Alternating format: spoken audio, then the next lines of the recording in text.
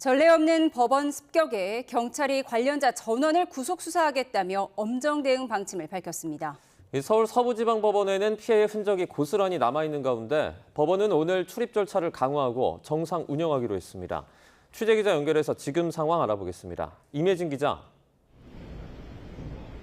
네, 서울 서부지방법원에 나와 있습니다. 네, 일부 윤 대통령 지지자 난입으로 인해서 폭동이 일어난 지 하루가 지났는데요. 현재 상황은 어떻습니까? 네, 하루가 지났지만 폭동의 흔적은 고스란히 남아 있습니다. 후문에 있는 현판은 뿌리채 뽑혀 위태롭게 서 있었고 유리창도 깨져 안쪽 사무 공간이 훤히 다 들여다 보입니다. 건물 외벽도 군데군데 부서져 있습니다. 정문 앞에 인도에는 경찰 보안벽이 세어 있어서 보안이 조금 더 강화된 모습입니다.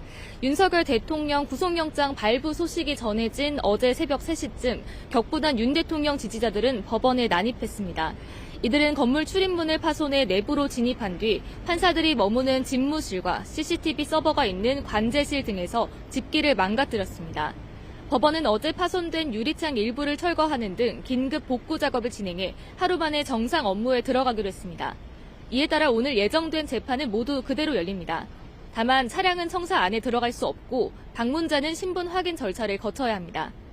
이런 가운데 경찰은 윤 대통령에 대한 구속영장을 발부한 차은경 부장판사에 대해 신변 보호 조치에 나섰습니다.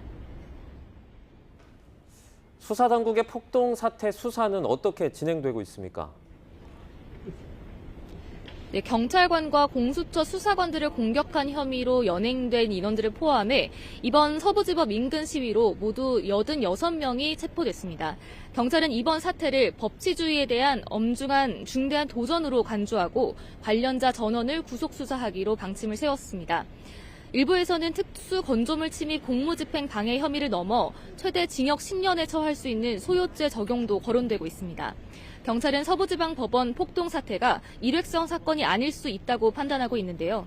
실제로 어제 윤 대통령 지지자들은 서부지법에서 해산한 뒤 몇 시간 안에 다시 모여 헌법재판소에서 미신고 불법 집회를 하기도 했습니다.